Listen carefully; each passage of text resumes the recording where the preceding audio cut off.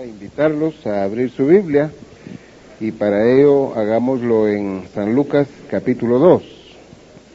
A partir del versículo 21 vamos a empezar nuestra meditación para enfocar nuestra atención en lo que aquí encontramos acerca de Simeón y Ana. Hemos estado viendo biografías y aunque por supuesto los hombres y mujeres que aparecen en la Biblia son importantes, nunca son más importantes que el Señor y lo que Él quiere comunicarnos. Tenemos que dejar bien claro eso, porque aunque hacemos énfasis en la vida de algún personaje, el enfoque de nuestra atención siempre está en el Señor Jesús, siempre está en Dios o en el Espíritu Santo, porque son las tres personas que la Biblia exalta, especialmente el Señor Jesús, debido a que Él es la suprema revelación de Dios al ser humano. Este pasaje en realidad nos habla de la presentación de Jesús en el templo en cumplimiento de la ley 8 días después que Él nació. De eso nos habla este pasaje. Y quisiera que viésemos ahí a partir del versículo 21 varias cosas. Y cuando pensamos en la presentación de Jesús ahí en el templo de Jerusalén, debemos ver que el Señor lo hizo en sumisión a la ley. Es decir, Él era sumiso a la ley. Siendo Él el dador de la ley, cuando vino a este mundo fue sumiso a la ley. Y vamos a ver ese detalle. En esa humildad del Señor Jesús y condescendencia con nosotros al venir a este mundo, es honrado por gente espiritual. Y esta gente que llamo espiritual aquí está representada por Simeón, por Ana, y por supuesto había otros que también estaban esperando la venida del Señor, pero aquí se destaca a este hombre y a esta mujer. Y de ellos es que trata este pasaje, qué fue lo que hicieron para exaltar al Señor, pero entre ellos está el salmo profético de Simeón, que es tan importante para nuestra enseñanza, para la doctrina, para la teología que nosotros debemos aprender. Quisiera invitarlos a orar. Gracias te damos, Señor, porque tu palabra siempre deja en nuestros corazones un reto, una exhortación, una consolación. Gracias porque es tu interés, Padre, edificar nuestras vidas para que te entendamos más. Y queremos pedirte que al meditar en tu palabra, Señor, nos bendigas, abras nuestros ojos del entendimiento y nos hagas ver las maravillas de tu ley. Gracias, pedimos la iluminación de tu Espíritu, porque sin ello sería imposible entender lo que tú nos quieres decir. Abre pues nuestros entendimientos y enséñanos tu voluntad. Te lo suplicamos en el nombre de Jesús. Amén. Veamos entonces este cuadro de la presentación del Señor Jesús y enfocado a la vida de Simeón y Ana. Dice el versículo 21 que cumplidos los 8 días, es decir, 8 días después de que Jesús nació, para circuncidarlo le pusieron por nombre Jesús, el cual le había sido puesto por el ángel antes que fuese concebido.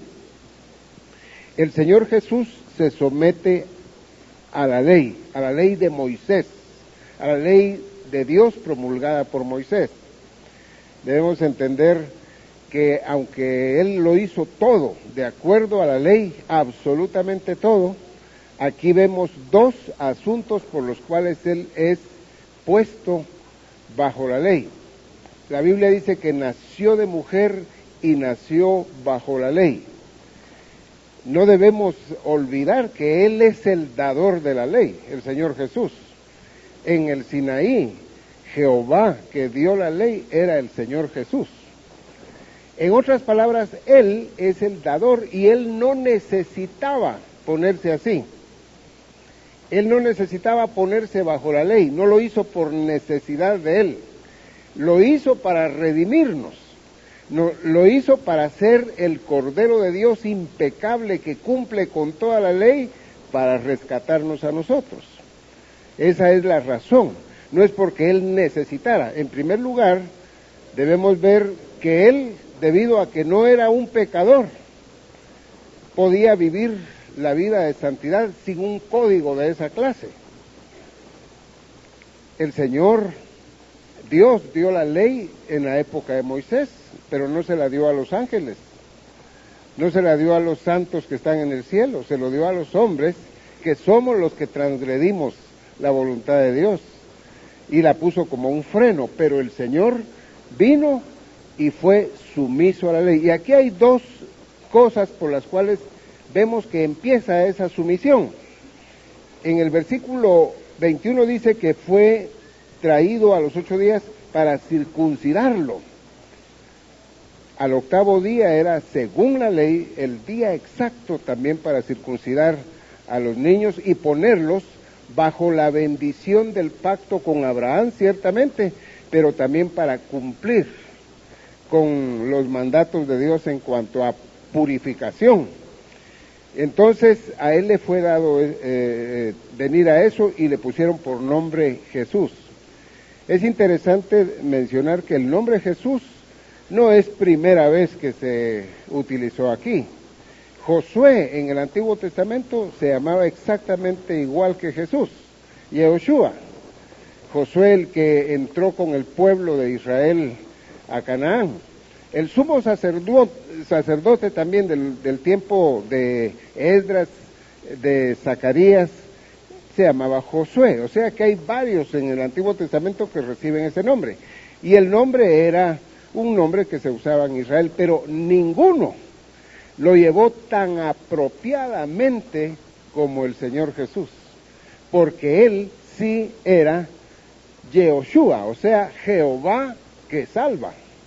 Los otros tuvieron el nombre como un tipo, pero él lo tenía como una realidad, el Señor Jesús, y el nombre le había sido puesto por el ángel antes que fuera concebido, aún antes de la concepción. Ese es el primer aspecto, la circuncisión. Así se pone él bajo la ley. En versículo 22 dice, y cuando se cumplieron los días de la purificación de ellos, conforme a la ley de Moisés, le trajeron a Jerusalén para presentarle al Señor. Esto ocurre a los 40 días de nacido. Esto no ocurre el mismo día. Estamos viendo aquí una cosa que pasó a los 8 días, de acuerdo a la ley, y ahora estamos viendo otra cosa que pasa a los 40 días, cuando se cumplieron los 40 días, podríamos decir, de la purificación de ellos, porque en el libro de Levítico se dice que si es varón, el que nace debe ser presentado a los 40 días en el templo. Entonces esto es ley de Dios, y Cristo está sometido a la ley, y les repito, no por necesidad, sino para redimirnos a nosotros. Le trajeron a Jerusalén para presentarle al Señor, como está escrito en la ley del Señor. Y ahí está citando Éxodo 13 y los versículos 12 y 12, pero dice, como está escrito, todo varón que abriere la matriz será llamado santo al Señor. Todos los varones y entre los animales, los machos, también eran de Dios y aún se llamaban santos al Señor. Y digo eso porque la idea no es que eran santos en carácter y en conducta, como lo era Cristo, sino que eran apartados para Dios. Y había que dar ese sacrificio y dar cierto dinero para redimir al primogénito y que no quedara para el templo, sino que quedara para la familia. Y el Señor Jesús pasó por todo eso, únicamente con el propósito de redimirnos a nosotros. Pero dice el texto, y para ofrecer conforme a lo que se dice en la ley del Señor, un par de tórtolas o 2 palominos. Aquí la Biblia no cita la otra ofrenda que había también. Había una ofrenda de un cordero, Pero eso lo ofrecían solo los que tenían dinero, los que tenían para comprar un cordero y ofrecer eso. Pero José y María no tenían para comprar un cordero, eran pobres, no tenían para comprar eso. Entonces la ley proveía una manera de hacer el sacrificio, de hacer la ofrenda, ofreciendo un par de tórtolas, o sea, 2 pajaritos, o decía 2 palominos, un animalito un poquito más grande que las tórtolas, porque esas se podían comprar por nada, casi por nada, pero siempre había que hacer un gasto. Podríamos decir un pequeño gasto, tal vez 50 veces menos o 100 veces menos que comprar un cordero. Y eso lo hacían los pobres. Y esto nos recuerda que Jesús nació en un hogar pobre, porque no podían comprar un cordero, José y María. Y eso concuerda con lo que dice Pablo en 2 Corintios 8:9, hablando de nuestro Señor Jesucristo. Estaba en un hogar pobre y él mismo era pobre. Pero la Biblia dice, porque ya conocéis la gracia de nuestro Señor Jesucristo, que siendo rico, dueño del cielo y de la tierra, se hizo pobre, para que vosotros con su pobreza fueseis enriquecidos. Él no era pobre por sí, es el creador de todo. Pero cuando vino a este mundo, vino y se hizo pobre. No solo en lo material, se hizo pobre en el sentido de que bajar a esta tierra y ser un esclavo, ser un siervo. Eso lo hizo solo para rescatarnos a nosotros. Se hizo pobre siendo rico, para que con su pobreza vosotros fueseis enriquecidos. Hermanos, y nos ha enriquecido con la vida eterna y con tenerlo a Él como nuestro especial tesoro. Bueno, es interesante todo lo que la Biblia dice aquí. Entrando al versículo 25, es donde aparecen estos 2 personajes que vinieron a honrarlo, a hablar bien de Él y a decir cosas por el Espíritu Santo. Versículo 25, y he aquí había en Jerusalén un hombre llamado Simeón. Noten que no dice que era un ancianito, dice un hombre. Algunos han puesto a Simeón como un anciano, ya casi que se va a morir al otro día. Ese no es el cuadro de la Biblia, es un hombre. Es interesante que no dice de qué tribu es, mientras que cuando habla de Ana, sí dice que era de la tribu de Aser. Pero eso nos hace pensar que ambos no eran levitas, no eran sacerdotes. Estaban ahí en los pasillos del templo, no estaban en el lugar santo y en el lugar santísimo. Porque no solo los sacerdotes eran los que podían conocer a Dios, no solo los teólogos, todo Israel conocía a Dios. Todo Israel sabía de Dios. No eran solo los especialistas, los escribas, los que sabían la Biblia. Los judíos de todas las tribus debían saber las cosas de Dios, igual que hoy. Que no solo los pastores deben saber la Biblia, sino todo el pueblo de Dios debe saber la Biblia, porque todo el pueblo de Dios es responsable con Dios de conocer su voluntad. Ahora dice, había un hombre llamado Simeón, un hombre eminente por su piedad. Y este hombre, justo y piadoso, esperaba la consolación de Israel y el Espíritu Santo estaba sobre él. Lo que es interesante siempre es el énfasis que la Biblia pone en la vida espiritual de los personajes que aparecen aquí. Cuando nos acordamos de Zacarías y Elizabeth, su esposa, dice que ambos eran justos y que andaban correctamente delante de Dios. El énfasis de la Biblia es conducta. Eso le interesa a Dios, que usted viva bien. No solo que sepa muchas cosas, sino que viva correctamente delante del Señor y de los hombres también, porque dice que era justo con los hombres.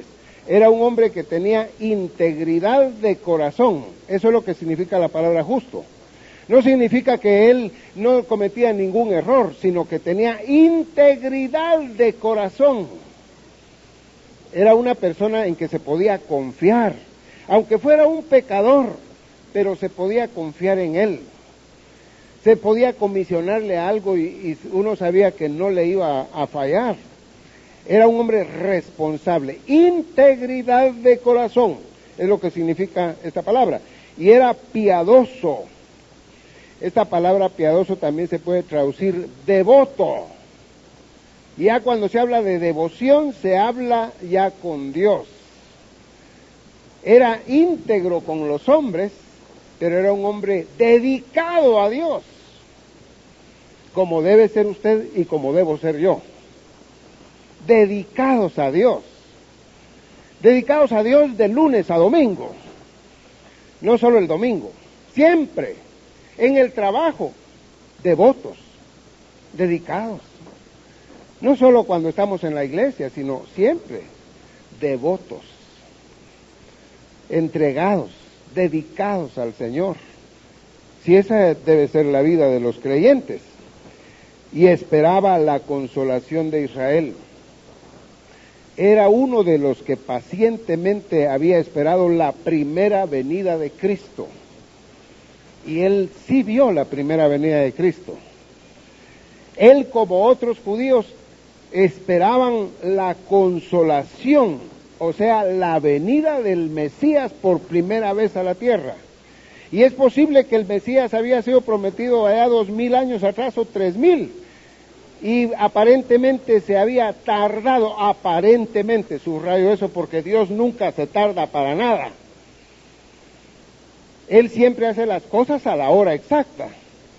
Uno es el que siente que se está tardando, pero Él no se tarda. El día que Jesús nació fue en el cumplimiento del tiempo. Gálatas 4:4 dice claramente, pero venido el cumplimiento del tiempo, en la plenitud del tiempo, en el momento capital, cuando Dios había determinado, Dios envió a su Hijo, nacido de mujer y nacido bajo la ley. No hubo atraso en el reloj de Dios. Tampoco para la segunda venida de Cristo a la tierra hay atraso en el reloj de Dios. Él tiene exactamente la hora, el día y la hora. Lo único que a los hombres no nos toca saber las sazones y los tiempos que el Padre ha puesto en su sola potestad. A nosotros no nos toca, no es de nuestra, no nos incumbe a nosotros saber ese detalle. Pero los hombres quieren y dicen, no, esto ya no va a pasar. Ya ni va a venir. Porque vemos que cada vez la situación es peor y dice, ya debió haber venido el Señor. Pero Simeón esperaba la consolación, esperaba. Y eso de esperar requiere paciencia. No es de que porque yo ya me desesperé, Dios lo tiene que hacer. Ni la segunda venida de Cristo, ni la respuesta a nuestras oraciones. Él va a responder en su momento. El reloj de Dios no se atrasa, ni se adelanta. Él es perfecto. Dice el texto que él esperaba la consolación de Israel y el Espíritu Santo estaba sobre él. Lo interesante es que la Biblia habla del Espíritu Santo, como les digo, con toda la naturalidad, a pesar de que no había ocurrido Pentecostés. En todo el Antiguo Testamento se habla del Espíritu de Jehová con toda naturalidad, de la tercera persona de la Trinidad. En otras palabras, la Biblia está llena de enseñanza trinitaria, pero no con la revelación que está en el Nuevo Testamento, pero sí está.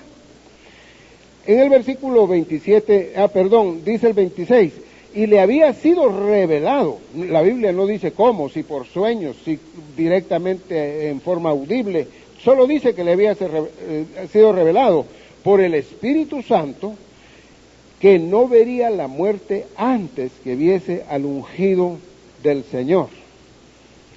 Y hermanos, Simeón era un hombre tranquilo frente a la muerte. El Espíritu Santo le había comunicado no te vas a morir hasta que no veas al ungido del Señor. Y él no lo había visto, entonces sabía que no se iba a morir. De todos modos no tenía temor a la muerte, era un piadoso. Porque los hijos de Dios, aunque la muerte sea dura, no deben temerle a la muerte, porque Dios está encima de la muerte y encima de todo. Y él sabe cuándo va uno a morir. Por eso es que le pudo decir el Espíritu Santo a Simeón: no vas a morir hasta que no veas al ungido. Y no le dijo que se iba a morir al otro día tampoco. Le dijo: no vas a morir sin ver al ungido. Puede ser que él vivió 10, 20, 30 años más. No sabemos. Porque la Biblia no dice que era un ancianito. Dice que era un hombre. Pero lo que sí es importante es que él estaba tranquilo en cuanto a ese tema de que un día se había de morir. Porque si Dios le iba a cumplir de mostrarle al ungido, de ver al ungido del Señor, entonces Dios le puede cumplir cualquier promesa que le haga. Fíjense bien qué importante es, porque cuando Dios nos cumple una promesa en este mundo, cuando Dios nos cumple algo que nosotros le pedimos en este mundo, con eso nos está evidenciando que para la eternidad sus promesas son iguales de seguras, que su palabra es verdad y fiel igual que Él, que no tenemos que dudar la palabra de Dios. Dice el texto, le había prometido eso el Señor, que no vería la muerte antes que viese al ungido del Señor, y movido por el Espíritu. Otra expresión tan importante. No solo había recibido revelación, sino cuando llegó el momento que Jesús estaba en el templo, ya ahí de 40 días, en este caso eran 40 días. Él no había estado allá en los campos de Belén cuando los pastores vieron a Jesús acabado de nacer. Él lo vio 40 días después. Sin embargo, en este momento que este niño de 40 días viene al templo, que sus padres lo traen a cumplir con eso, el Espíritu mueve a Simeón a ir al templo, porque le va a cumplir la promesa de que mire al ungido de Dios. Y no lo va a ver ya como un predicador, sino como un pequeño niño de 40 días. Y ahí lo va a ver. Y no va a oír un mensaje de él. No va a ver alguna característica especial. Es el Espíritu Santo el que le está mostrando que ahí está el ungido de Dios. Noten eso. Movido por el Espíritu vino al templo. Era dirigido por el Espíritu. Y cuando los padres del niño Jesús lo trajeron al templo para hacer por él conforme al rito de la ley, él le tomó en sus brazos. El Señor le había prometido que iba a ver, pero ahora le está dando más de lo prometido. Le está permitiendo, en nuestro buen español, cargar al ungido del Señor. Cargar al eterno Hijo de Dios encarnado. Eso le está dando. Le dijo que lo iba a ver, pero no le dijo cómo. Si como un predicador o cómo, no. Ahora lo está cargando. Qué importante que Dios muchas veces nos promete una cosa y nos da mucho más abundantemente de lo que le pedimos y de lo que Él promete. Da más, nunca da menos, da más. Y dice, le tomó en sus brazos y bendijo a Dios, diciendo, y aquí empieza el salmo de alabanza de Simeón, que es un salmo profético y teológico. Ahora, Señor, despides a tu siervo en paz. Empieza Simeón hablando de su propia experiencia. Estas palabras que están aquí son muy importantes. La palabra Señor es la palabra déspota en griego. Y eso significa que Dios es dueño y soberano absoluto de la persona que está hablando. Por supuesto que Él es dueño de todos, pero Simeón está reconociendo que Dios es dueño y soberano absoluto de la vida de él. Déspota le llama. Esa palabra, por supuesto, en español la han arruinado toda y le han dado un sentido feo, porque hay muchos déspotas humanos que son abusivos, pero el déspota de los cielos es misericordioso.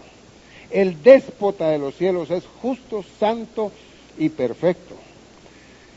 Y que Él sea el dueño de uno es maravilloso, porque no va a abusar. Y dice,